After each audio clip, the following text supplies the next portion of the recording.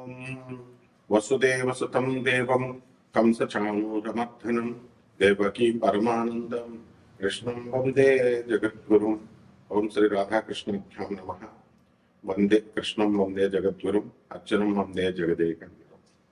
ఓం నమస్తే అస్తు భగవన్ విశ్వేశ్వరాయ మహాదేవాయ త్ర్యంబకాయ త్రిభ్రాంతకాయ త్రికాగ్నికాలాయ కాలాగ్నిరుద్రాయ గంధాయ మృత్యుంజయాయ సర్వేశ్వరాయ శివాయ శ్రీమన్మహాదేవాయ నమః. ఓం శ్రీ దుర్గామలీశ్వరాభ్యాం నమః. మనకి మహాభారత యుద్ధంలో మనకు వచ్చినటువంటి పాత్రలను కనుక తీసుకుంటే వీళ్ళంతా కూడా 12 రాసులకి చెందినటువంటి వాళ్ళు. అలాగే ఈ 27 నక్షత్రాల్లో వీళ్ళందరూ కూడా పుట్టడం, అలాగే మనం కూడా ఆ 27 నక్షత్రాలనే పుడతాం ఎప్పుడైనా సరే, ఏ యుగంలో అయినా సరే. సో ఆ బైఫర్కేషన్ అనేటటువంటి అగ్రిగేట్ చేసి పెట్టారు. వీళ్ళు ఈ నక్షత్రాల్లో పుట్టినటువంటి వాళ్ళు, ఈ పాదాల్లో పుట్టినటువంటి వాళ్ళు, అలాగే ఈ రాసుల్లో పుట్టినటువంటి వాళ్ళు. దాన్ని బట్టి మీకే అర్థమైపోద్ది మీరు ఏ రాశి వాళ్ళు, ఏ నక్షత్రంలో పుట్టారో ఆ లక్షణాలను బట్టి. అందువల్లనే ఈ మైథాలజీలో, హిందూ మైథాలజీలో మన మహాభారత ఎపిక్లు మనకి ఉన్నటువంటి పాత్రలను కనుక వాళ్ళు ఏర్కొనేటటువంటి విధానాన్ని బట్టి, కౌరవుల పార్టీలో ఉండాలా, పాండవుల పార్టీలో ఉండాలా, అట్లా దాన్ని బట్టి మీకు మీరు ఏ రాశిలో పుట్టారో ఆ రాశిని మీరు చక్కగా అంచనా వేసుకొని ముందుకెళ్ళచ్చు. ముందుగా మనకి మహాభారత యుద్ధం మనం చూసాం, కురుక్షేత్ర మహాయుద్ధం. దీంట్లో దుర్యోధనుని మనం తీసుకున్నాం. అతని యొక్క ఆర్మీ ఎంత ఉందంటే అతని సైన్యం 11 అక్షముల సైన్యం అనమాట.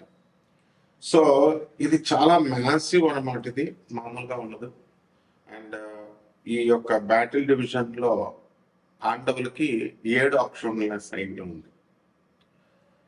మరి కౌరవులకి మనం దుర్యోధనుడి దగ్గరికి వచ్చేసరికి ఇతనికి ఎంతమంది అంటే 100 మంది సోదరులు.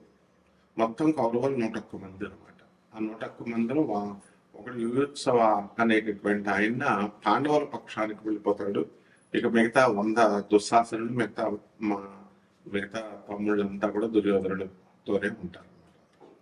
సో ఈ విధంగా ఆయన భీష్మ పితామహుడు ముఖ్యంగా మనం తీసుకున్నప్పుడు ఈయన గ్రాండ్ ఫాదర్ వాళ్ళకి మరి ఆయన ఏం చేశాడంటే లాయల్టీ అవనివ్వండి, ప్రేమ అవనివ్వండి, ఆ యొక్క హస్తినాపురం మీద ఉన్నటువంటి ఈ యొక్క ప్రేమతో ఆయన ఏం చేశాడంటే ఈ యొక్క కౌరవుల మీదే కౌరవ పార్టీలోనే ఉండడం జరిగింది. కాబట్టి భీష్ముడు, ద్రోణాచార్యుడు, కర్ణుడు, అశ్వత్థామ, కృపాచార్యుడు, ఆ తర్వాత శల్యుడు, అలాగే వీళ్ళందరూ కూడా మనకి కౌరవ పక్షాన యుద్ధం చేశారు. అలాగే ట్రస్టెడ్ అడ్వైజర్స్ అండ్ ఈ రిలేటివ్స్ మనం తీసుకున్నప్పుడు శకుని దుర్యోధనుని యొక్క మామ, అలాగే దుశ్శాసనుడు మనకు తెలిసిందే. భాగదత్తుడు అని ఒక ఆయన ఉన్నాడు. ఈయన ఏంటంటే ప్రాగ్జ్యోతిషం అంటే ఇప్పుడు ఉన్నటువంటి అస్సాం, మనం కామాఖ్య టెంపుల్ అంటాం కదా, అక్కడ ఆ దేశానికి రాజు అనమాట. మోడర్న్ డే అస్సాం చెందినటువంటి వాడు. సో ఈ డివాస్టేటింగ్ ఎలిఫెంట్ డివిజన్ ఆయన చేశాడు. అలాగే జయద్రథుడు, సింధు రాజ్యం, ఆ తర్వాత దుర్యోధనుడు యొక్క బ్రదర్ అనమాట అతను బావ. అలాగే కృతవర్మ, వీళ్ళందరూ కూడా నారాయణీ సేనని తీసుకొచ్చాడు. శ్రీకృష్ణ పరమాత్మ తనతో సమానమైనటువంటి నారాయణీ సేన కొన్ని కోట్ల మంది ఉంటారు. మరి వాళ్ళని ఒకవైపు నేను ఒక్కడనే కూర్చుంటాను, నేను ఏమి యుద్ధం చేయను, సామాన్యంగా మామూలు కూర్చుంటాను అన్నాడు. సో ఈ నారాయణీ సేనను కూడా వీళ్ళకి అందరికీ కూడా ఈ కృతవర్మ తీసుకొచ్చాడు. యాదవ జనరల్ అనమాట. ఆయన వెరీ పవర్ఫుల్ ఆర్మీ అది.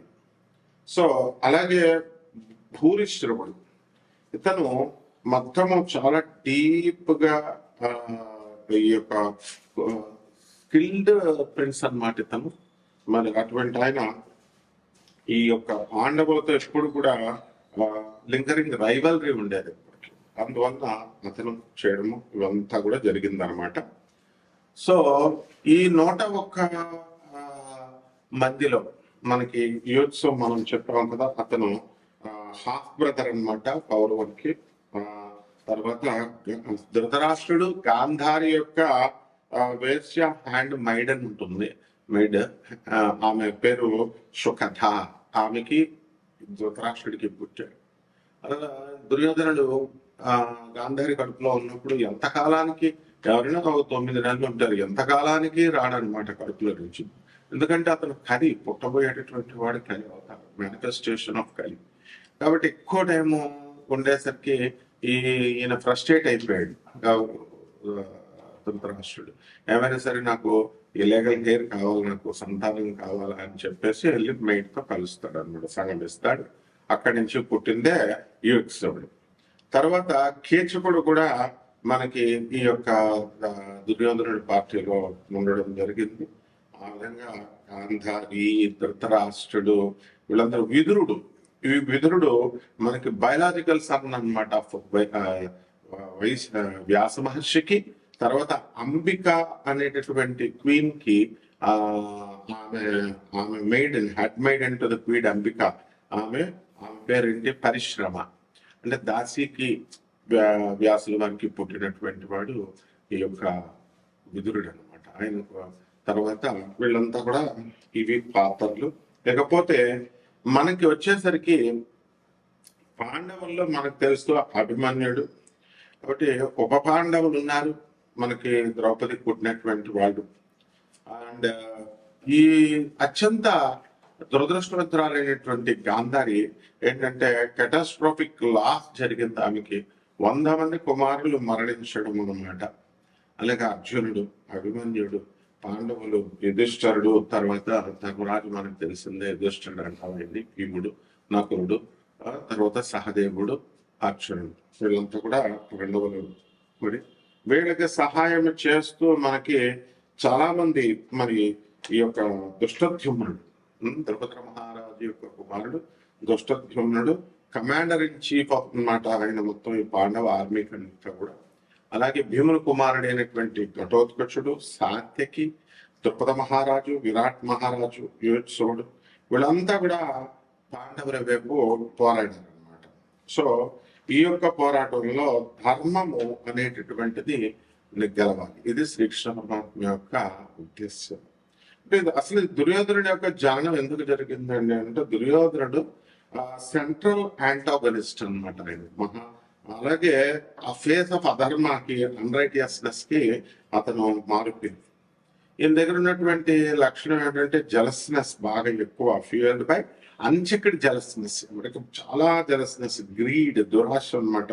అండ్ ఈగో ఎక్కువ. అండ్ కాన్స్టెంట్ గా ఈ యొక్క పాండవుల్ని చంపాలి అనేటటువంటి అసాసినేషన్ అటెంప్ట్స్ చేస్తూనే ఉన్నాడు కంటిన్యూస్ గా. సో అలాగే ఈ యొక్క కాంప్రమైజ్ అవ్వాలని ఆయన సంధి అని అంటే ఈ రిఫ్యూజ్ టు కాంప్రమైజ్ అనమాట అతను. ఆ విధంగా అల్టిమేట్ గా ఏమైంది, ఈ డివాస్టింగ్ కురుక్షేత్ర వారిని తీసుకురావడము ఇతని యొక్క ఉద్దేశం అల్టిమేట్ గా. సో ఇతను ఎందువలన అలా చేస్తాడు అని అంటే, ఈ యొక్క శ్రీకృష్ణ పరమాత్మ మరి ఈ యొక్క ఆయన మీదకి జరాసంధుడు మరి కంసుడిని చంపాడు కదా. కంసుడు ఆయన అల్లుడు అనమాట, జరాసంధుడు అల్లుడు.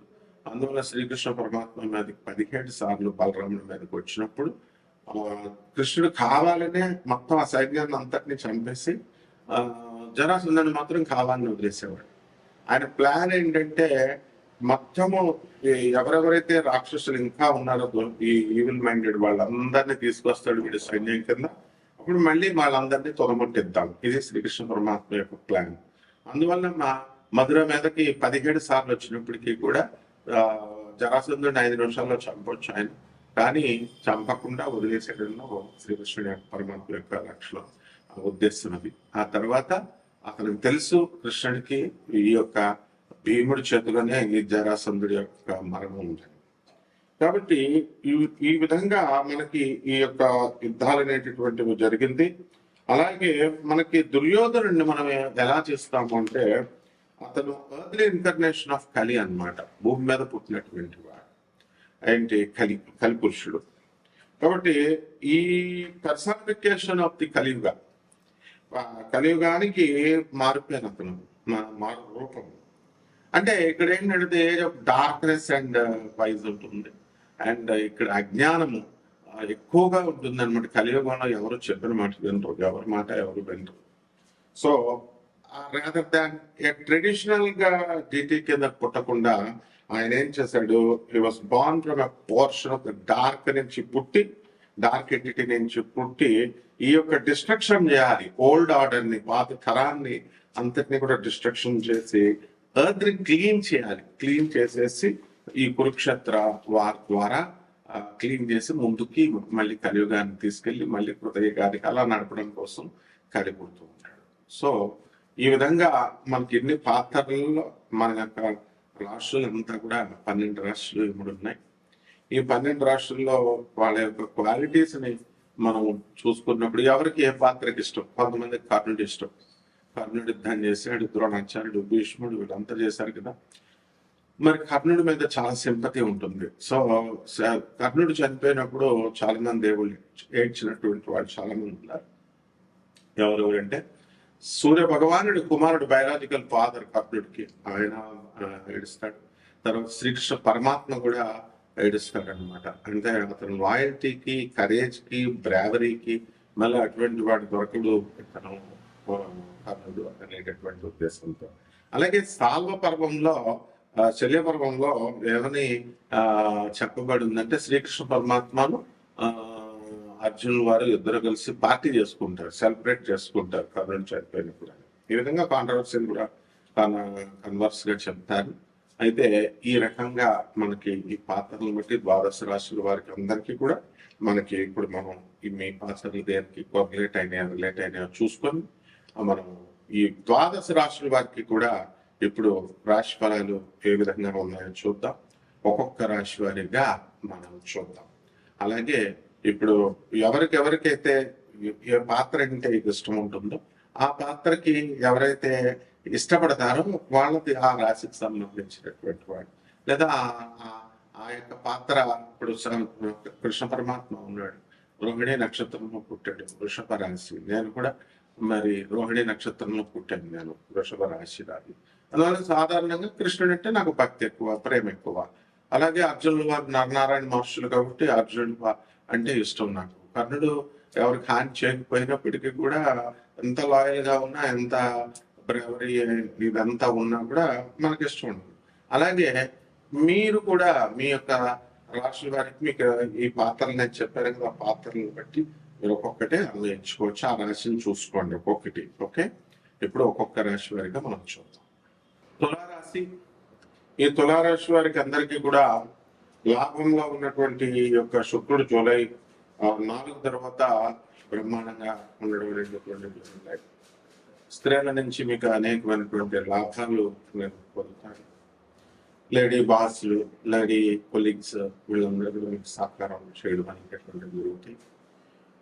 ఉద్యోగాలు రెసిషన్ పీరియడ్ లో ఉన్నప్పటికీ కూడా లే ఆఫ్ల్లో మీ ఉద్యోగాలు కోల్పోయినటువంటి వాళ్ళందరూ కూడా మళ్ళీ తులారాశి వాళ్ళకి అందరూ కూడా ఉద్యోగాలు రావడానికి అవకాశాలు అధికంగా కనబడుతున్నాయి. అలాగే ఈ యొక్క కేతువు మనకి లాభస్థితిగతుడే ఉన్నాడు కాబట్టి చక్కగా మీ అందరికీ కూడా విదేశాలకు వెళ్ళేటటువంటి అవకాశాలు ఉన్నాయి. కేవలం విద్యార్థులే కాకుండా మామూలుగా చదువుకునేటటువంటి వాళ్ళందరూ కూడా కొంచెం ఉద్యోగాలు చేస్తున్నటువంటి వాళ్ళు కూడా ప్రైవేట్ ఉద్యోగస్తులు, కొంతమంది ఫారెన్ వెళ్ళాలనేటటువంటి ఆలోచన ఉంటుంది, ఆడికెళ్ళి ఉద్యోగాలు చేయాలి. అటువంటి వాళ్ళందరూ కూడా కలగడానికి అవకాశాలు ఉంటాయి. ఆదాయాలు కూడా గత కంటే కూడా ఇప్పుడు ఈ యొక్క బ్రహ్మాండంగా ఉండడం అనేటటువంటివి జరుగుతాయి. అలాగే ఈ రాశి వారి అందరూ కూడా చక్కగా మనకి జయద్రథుడు తర్వాత నెక్స్ట్ ద్రోణాచార్యులు వారు ఈ రాశిలో మీకు జన్మించడం జరిగింది. అంటే ఆ లక్షణాలు అనేటటువంటి మీకు కొంత ఉంటాయి. వాళ్ళిద్దరి మధ్య కూడా సారూప్యత అనేటటువంటి కొన్ని అంశాల్లో ఉన్నాయి. మనం ధార్మికమైనటువంటి ఉపన్యాసంలో సపరేట్ వీడియోలో చెప్పుకున్నాం. కాకపోతే ఈ వీడియో ఏంటంటే ఈ యొక్క రాశుల్లో ఉండడం వల్ల సేమ్ లక్షణాలు అందరికీ ఉండాలని లేవు. అన్ని ఇన్ ఆల్ ఆస్పెక్ట్స్ ఉండవు, కొన్ని ఉంటాయి అన్నమాట. అట్లీస్ట్ కొన్ని మనకి సరిపోతాయి అన్నమాట. ఆ విధంగా ఈ యొక్క తులారాశి వారందరూ కూడా మీరు కోర్టు కేసుల్లో ఐదర్ డైరెక్ట్లీ ఆర్ ఇండైరెక్ట్లీ మీరు కోర్టులో పోలీస్ స్టేషన్లో తిరగాల్సినటువంటి అవసరం ఉంటుంది. అలాగే మీరు ఆస్తుల పంపకాల్లో మీ తల్లిదండ్రుల నుంచి వంశపారంపర్యంగా వాళ్ళు మీరు జస్టిస్ చేయకుండా కాస్త అన్యాయం చేయడం వల్ల మీరు కోర్టులకు వెళ్ళడం అవన్నీ కూడా మీరు చేసుకోవడం ఇవన్నీ కూడా జరుగుతుంది. కాబట్టి ఈ రకంగా మనం ఈ రాశి వారందరూ కూడా కొన్ని పరిహారాలు చేసుకోవాల్సినటువంటి అవసరం ఉంది. ఈ తులారాశి వారికి అదేంటంటే మనకి ఈ యొక్క రాహు మరి బాగుండేది, పంచమ స్థితిగతుడై ఉన్నాడు. అలాగే శత్రు పీడన మీద శని వక్రించి మనకి జూలై 27 తేదీ దాటిన తర్వాత మీరు ఆధిపత్యాలు సంపాదిస్తారు. కాబట్టి రాహు జపం చేసుకోండి, రాహు స్తోత్రాలు చదవండి.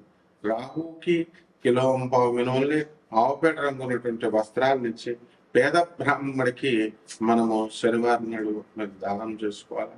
అలాగే దశమహావిద్యల్లో ఒకటైనటువంటి ఈ యొక్క త్రిపుర భైరవి అమ్మవారి యొక్క హోమాన్ని కానీ అమ్మవారి యొక్క మంత్ర జపాన్ని కానీ మీరు చేసుకోవడం ద్వారా బ్రహ్మాండం ఉంటుంది. శుభమస్తు.